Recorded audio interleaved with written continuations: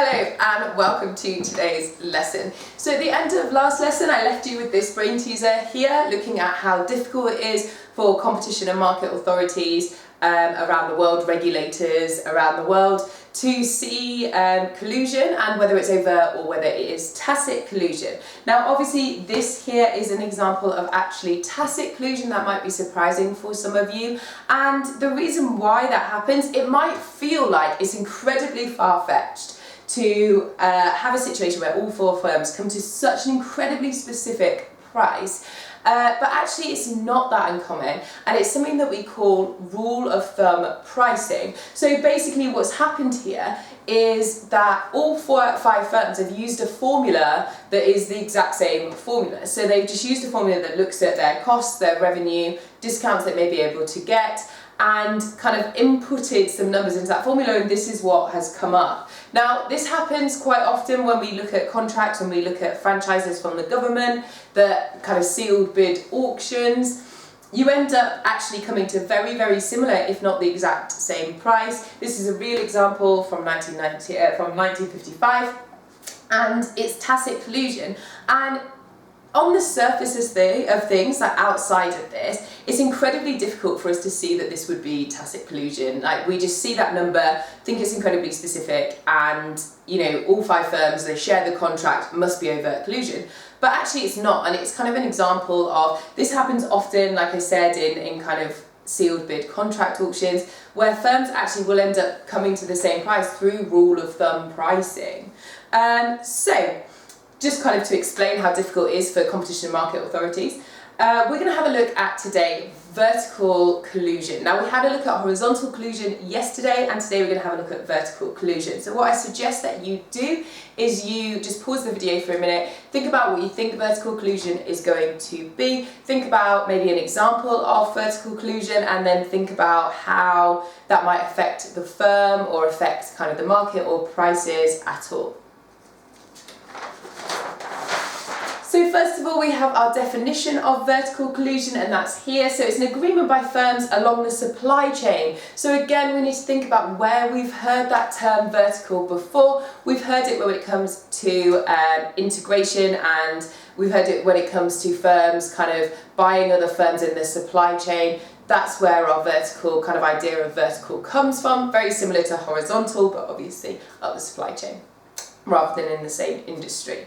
So where firms along the supply chain fix prices or they manipulate quantity. Now I'll go into depth about why those two things actually might be slightly different, and we're going to have a look at how that affects the firm. Now it actually might affect the firm in two different ways. So I want you to think about maybe one way that could affect the firm. So how the firm might be able to collude vertically up its supply chain or equally down its supply chain, and how they might end up affecting the firm who is in the industry. So say for instance, you might want to think about a set example. You might want to think about how maybe supermarkets, so maybe Tesco's, can vertically collude, and then end up how that might help them for themselves in their competitive industry, in the supermarkets industry.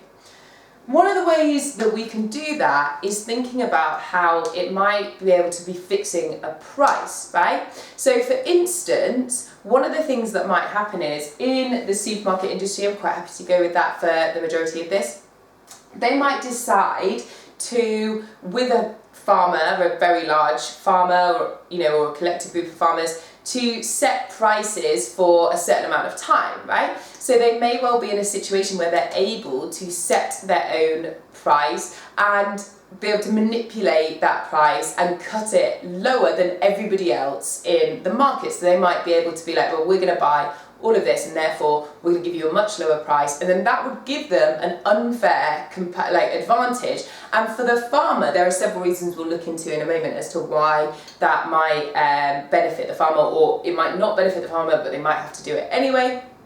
And therefore, what is going to happen to this diagram? So one of the first things that we need to look at is, where is the firm going to be operating? We need an original diagram before we can change into kind of a manipulated diagram to show a change. So we're going to find the profit maximising position.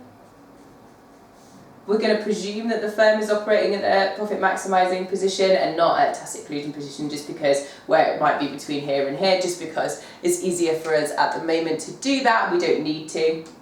So that's obviously going to lower the costs for the market, so lower the cost for the firm.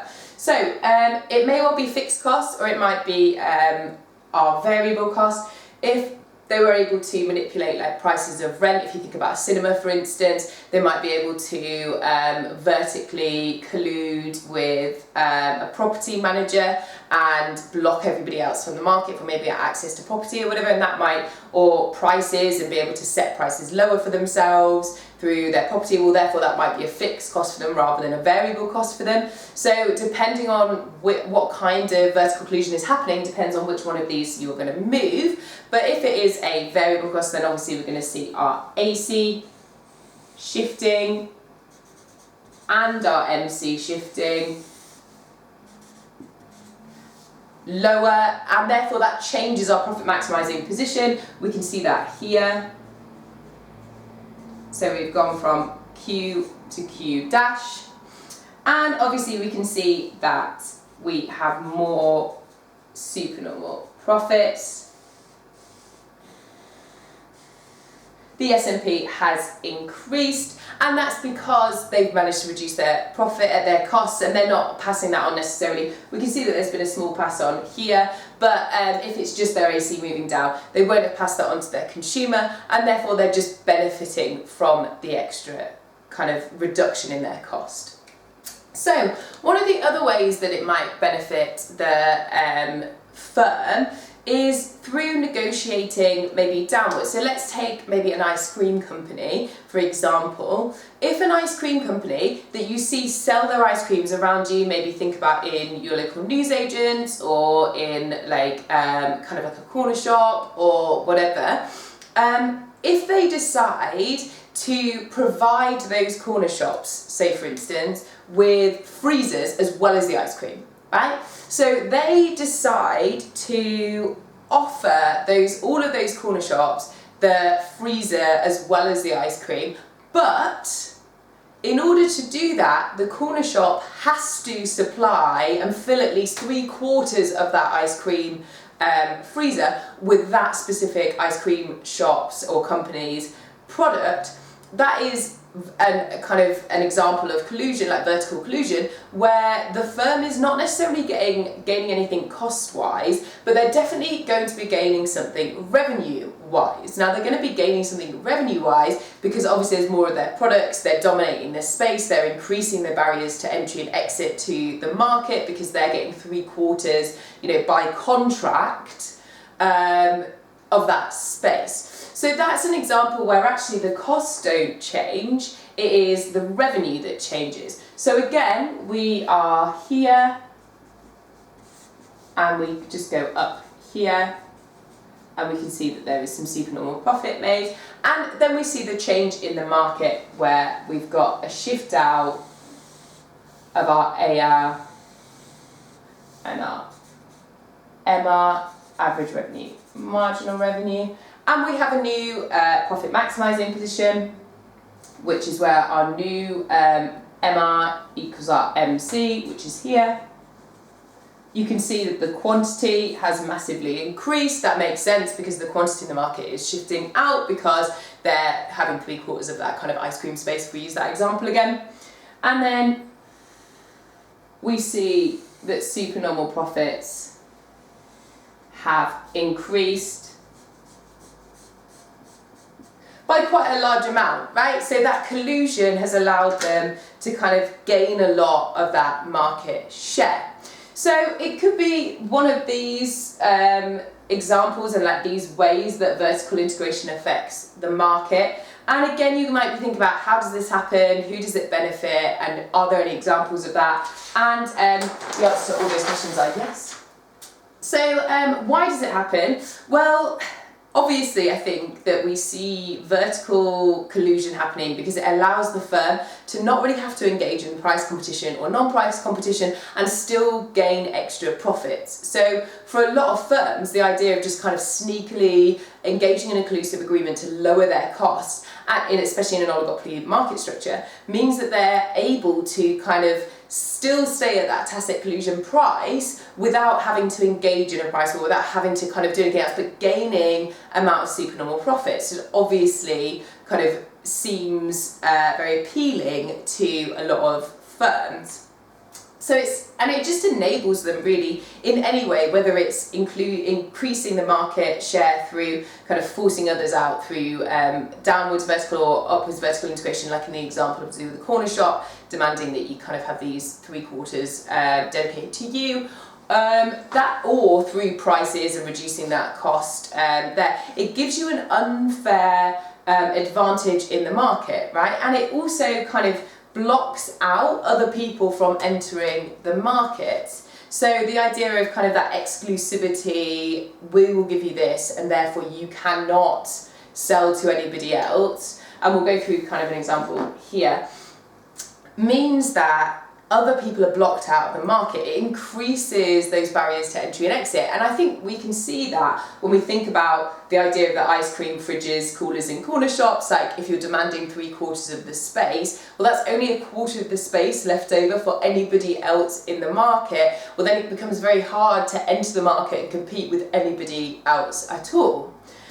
Some of the other examples that we've seen or you might see around you is to do with kind of using your market power to force prices and kind of price fixing. So that is the idea that kind of a manufacturing company may well use their market dominance on kind of outlets that sell their product to stop them decreasing the price. So it may well be to do with forcing them to use the recommended retail price rather than any sales or outlets or discounts that they might use. So if you think about like a shop that sells lots of different brands, the brand might use their market power to say, actually, you can't put this on sale, you're not allowed to be competitive with prices, you have to keep them at a certain level. Well, then that obviously is collusion. They're forcing them to set their prices at a certain level.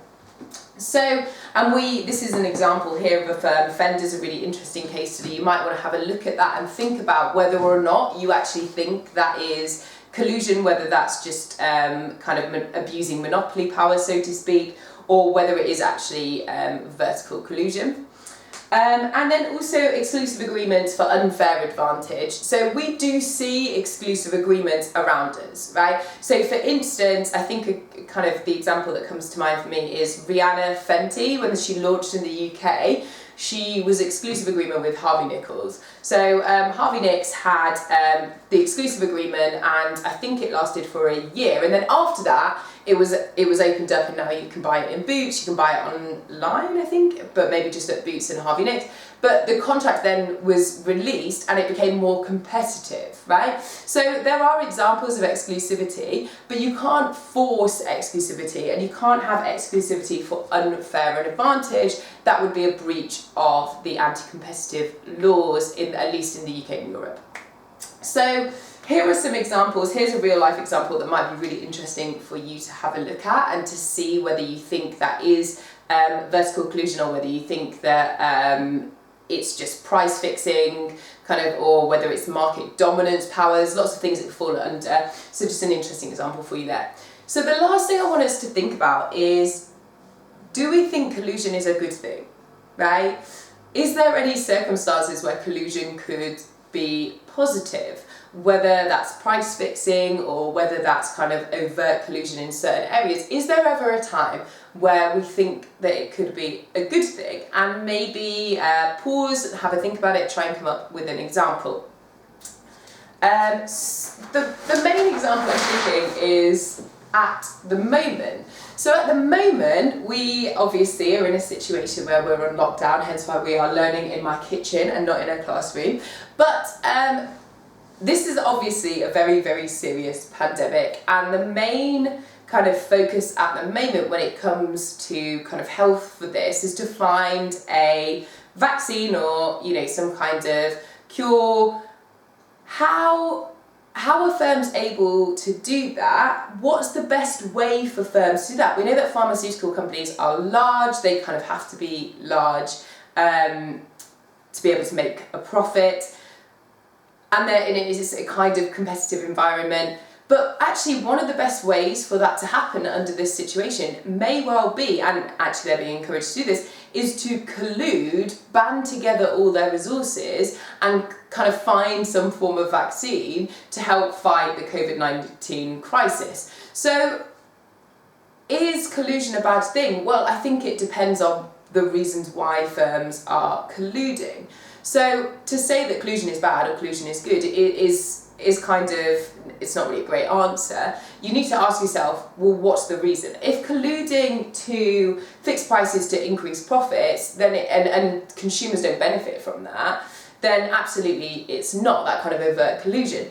If you're tacitly colluding and then that price stability allows you to innovate and develop and be competitive and come up with lots of different things that consumers benefit from, well then yes, collusion could be good. And even overt collusion could be potentially good if it's for something like this, you know, if that kind of pooling of resources allows us to be in a situation where we are gaining medical advancement faster in a crisis that we're in at the moment, then overt collusion could be a positive thing. So kind of moving forward, when we look at collusion and when we look at oligopolies in general, we are going to be looking at exam questions next week, and then we're going to look at 25-mark question, and that's it. So I kind of just want to say thank you so much for watching, and I will see you next week. Bye!